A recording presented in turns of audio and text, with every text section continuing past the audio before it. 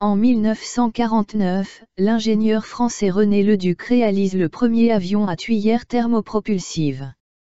Après la guerre, il s'inscrit à Supélec, dont il obtient le diplôme d'ingénieur en 1921, en y ayant développé son goût pour la thermodynamique et pour la résistance des matériaux. À partir de 1922, sa carrière d'ingénieur se développe. En 1924, il est ingénieur puis chef du bureau de calcul des ateliers Louis Breguet. Au cours de cette période, il soutient une thèse à la Faculté des sciences de Paris en 1929, et il dépose son premier brevet, consacré au pulsoréacteur, en 1930. Le pulsoréacteur est le mode de propulsion que les Allemands appliqueront 15 ans plus tard sur leur bombe volante V1 à la fin de la Seconde Guerre mondiale pour bombarder l'Angleterre. En 1931, René Leduc entre à la Société Générale Aéronautique. Il a déposé 40 brevets. 2 brevets sont relatifs à 2 modes de propulsion majeurs, le pulsoréacteur et le statoréacteur, les autres portent sur des équipements et accessoires. En 1933, il dépose son 2e brevet, consacré à la tuyère thermopropulsive, appelée aussi statoréacteur, qui sera le dispositif propulsif de ces avions. L'année suivante, il est réembauché comme consultant par Louis Breguet, et reçoit son aide pour poursuivre des essais à échelle réduite de ce système propulsif.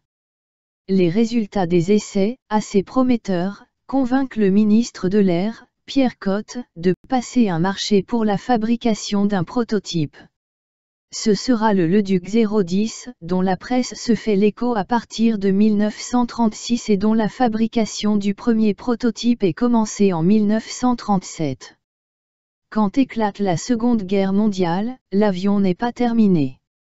Grâce à l'aide de Louis Breguet, la fabrication est maintenue à petit rythme dans l'usine de Montaudran, sans éveiller les soupçons des Allemands, pourtant intéressés par l'acquisition de la technologie. Après la Libération, René Leduc, dans le cadre de la Société des avions Leduc créée à cette fin et bénéficiant de contrats de l'État, développe successivement 3 prototypes d'avions. 1945 à 1949 reprise du Leduc 010 et achèvement de la construction du prototype, qui avait été mis en veille pendant la guerre, et enfin, le 21 avril, le prototype Leduc 010, piloté par Jean Gonor, réalise son premier vol propulsé dans le ciel de Toulouse. C'est le premier vol au monde d'un avion à statoréacteur. Le commandant Perrin est aux commandes de l'avion porteur Languedoc et René Leduc est observateur à bord d'un Ju-88. 1949 à 1956 le Leduc 021 est construit. Ces avions étant propulsés par un statoréacteur seul, devaient être largués depuis un avion porteur, le statoréacteur ne pouvant pas par conception produire la poussée nécessaire au décollage. 1956 à 1958 le Leduc 022 est mis au point avec un réacteur et une tuyère thermopropulsive, il peut décoller sans porteur. Mais il rencontre de nombreuses difficultés car tout en atteignant la vitesse du son, il ne peut la dépasser en raison d'une étude aérodynamique imparfaite. Début 1958, en raison d'une rationalisation de ses choix budgétaires, l'État abandonne plusieurs filières d'avions expérimentaux, dont les Leduc, et résilie les contrats correspondants. La société Leduc est liquidée. Les prototypes se succèdent, toujours plus vite. Voici qu'apparaît en France une famille d'appareils révolutionnaires, les avions Leduc. René Leduc, 50 ans, a inventé quelque chose d'entièrement nouveau. Il a dessiné, construit, avec un acharnement et une ténacité maniaque, cet engin. Aujourd'hui, pour nous parler de son avion, le meilleur des spécialistes, le fils de René Leduc. C'est le 010, c'est le premier. C'était le plus beau d'ailleurs, mon père l'aimait beaucoup. C'est un avion en ligne merveilleuse. Le pilote était installé dans cette cabine en plexiglas que vous pouvez voir. Il avait une vision assez limitée. Il fallait de sacrés pilotes pour monter dans un tel appareil.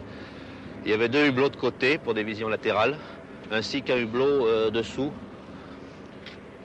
La cabine, toute cette partie était tenue par une ceinture, était entièrement largable.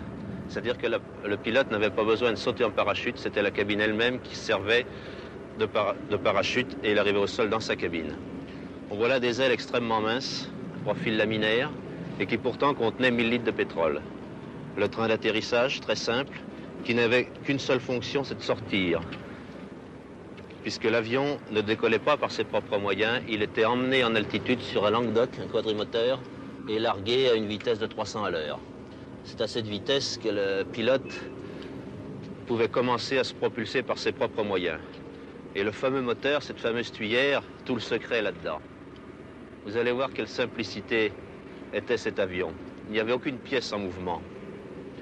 Pour bien comprendre, il faut passer sur l'arrière de l'appareil, au cône de sortie.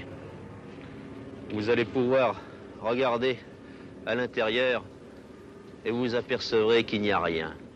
Rien du tout. C'est ça le secret. La tuyère thermopropulsive, le statoréacteur. Des brûleurs concentriques injectent du pétrole dans le courant d'air de ce tuyau de poêle. Encore faut-il qu'il y ait un courant d'air. C'est pour cela qu'on amène le Leduc sur un quadrimoteur jusqu'à une vitesse de 300 à l'heure. Là, c'est le largage, l'allumage du pétrole dans le tuyau. On obtient une poussée instantanée de près de 2 tonnes. L'avion fonce vers le ciel, 900 km/h.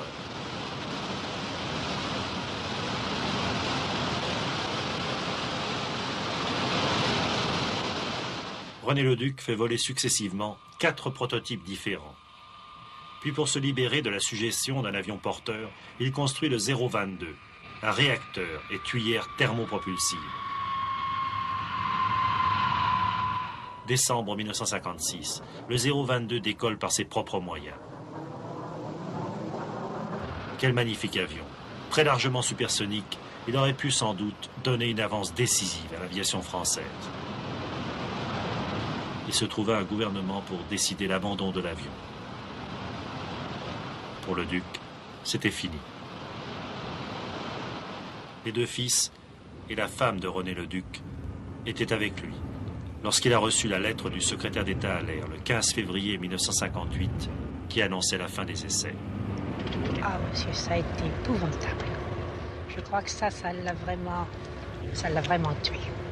Papa disait sur la fin de sa vie, il nous disait, et ça le rendait très triste, il me disait, tu vois, dans la vie technique, c'est comme dans la vie tout court, c'est toujours les microbes qui gagnent.